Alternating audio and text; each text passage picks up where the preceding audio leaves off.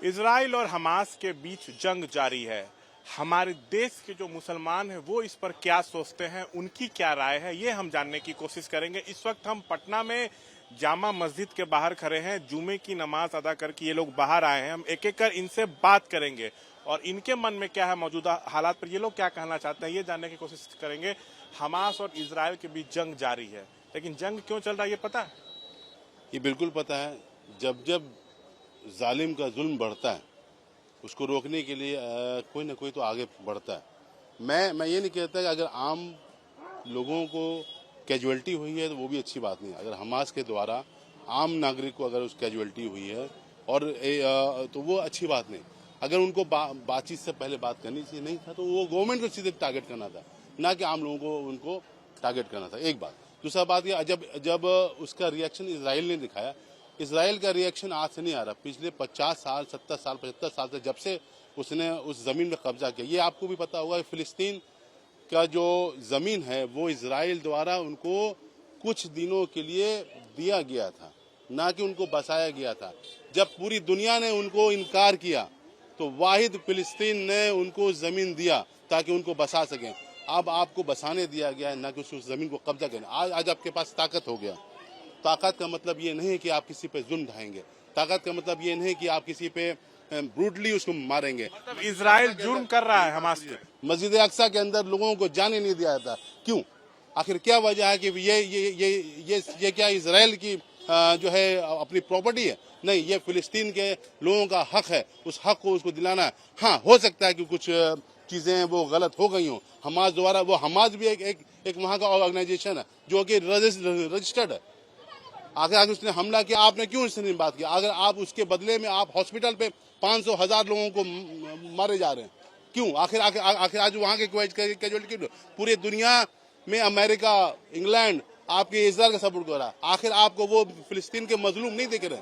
मैं हमेशा एक बात बोलता हूँ, मैं जालिमों के खिलाफ हूँ, मजलूम के साथ हूँ। अच्छा, ये बताइए, इजराइल का तो ये कहना है ना कि हमास की तरफ से पहले हमला किया गया।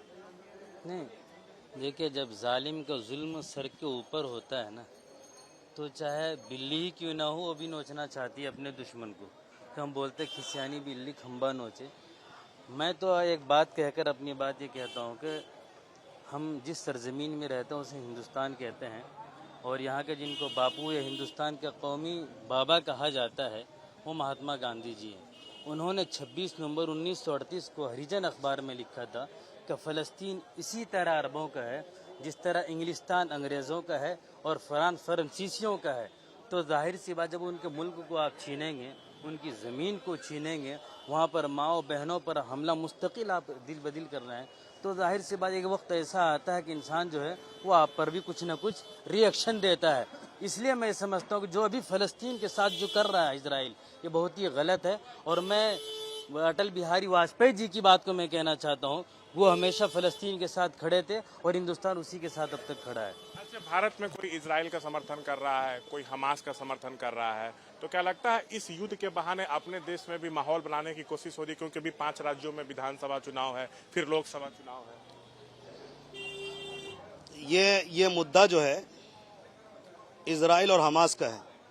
अगर वो यहाँ कोई चुनावी मुद्दा बनाने की कोशिश करे तो बेवकूफ़ी और हमाकत के अलावा क्या हो सकता है?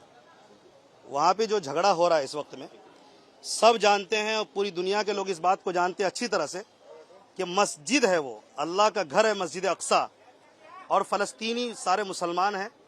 और वो मस्जिद जो है एक एक मुसलमान का है, दुनिया के किसी कोने में हो। जब वो मस्जिद के अंदर घुसकर बार बार मारेंगे लोगों को, बच्चों को मारेंगे, औरतों को बेइज्जत करेंगे, फ़लस्तीनियों की ज़मीन छीनने की कोशिश करेंगे, तो जाहिर है कि वो तो अपना बचाव करेंगे ना। तो बचाव करने की कोशिश कर रहे हैं, लेकिन ये लगातार जुल्म ढा रहे हैं। कितनी दर्दनाक तस्वीरें आ रही है, आप उसको देखिए। भारत को किसका समर्थन करना चाहिए? भारत को जहां तक समर्थन की बात है, वहां ये कोशिश करनी चाहिए कि जिसकी जमीन है, जिसकी मस्जिद है, उनका सपोर्ट करना चाहिए। अगर देखा जाए इस हिसाब से तो जाहिर है कि वो लड़ाई इसी की लड़ रहे हैं, तो जाहिर है सबको वो इंसाफ, यही है इंसाफ जो है वही साथ देना चाहिए इंसाफ का। ये जो हमास और इजराइल में लड़ाई चल रही है, जंग जारी है, इससे हमारे देश के मुसलमान को कोई फर्क पड़ता है? देखिए, फर्क तो पूरे हैं, पूरे दुनिया के मुसलमानों के ऊपर पड़ता है।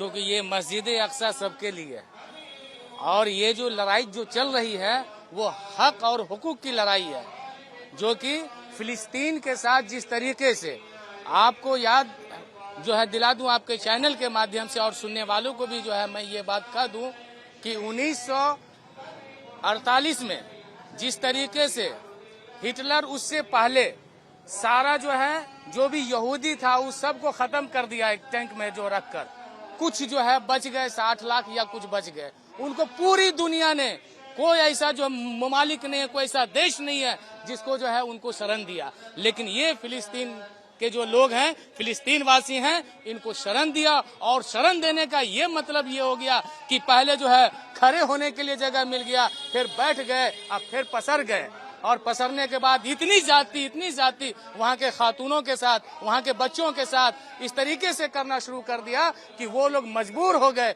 और इनकलाब और जिंदाबाद कहने पर जो है उन्होंने आमादा कर लिए और अपने आप को जो है उस मस्जिद अक्सा के लिए, अपने वतन के लिए, मैं भी अपने देश में रहता हूँ, मैं भी हिंदुस्तानी हूँ, लेकिन हमारे देश पे अगर जो है कोई जो कब्जा करेगा तो मैं भी आवाज उठाऊंगा, मैं भी उससे लड़ूंगा। ठीक है, तो देखिए यहाँ पे ये लोग क्या सोचते हैं उस पर हम बातचीत कर रहे थे। बता दें, हमास के तरफ से इजराइल में हमला किया गया, 1500 से ज्यादा लोग मारे गए थे, 200 से ज्यादा लोगों को गाजा में बंधक बनाया गया था। इसके बाद इजराइल की तरफ से जवाबी हमला किया गया जिसमें 3000 से ज्यादा लोगों की मौत हो गई। हमारे देश के मुस्लिम क्या सोचते हैं ये जो जंग चल रहा है उस पर हम ये जानने की कोशिश कर रहे थे। कैमरा पर्सन विशाल राय के साथ शशांक कुमार, एबीपी न्यूज, पटना।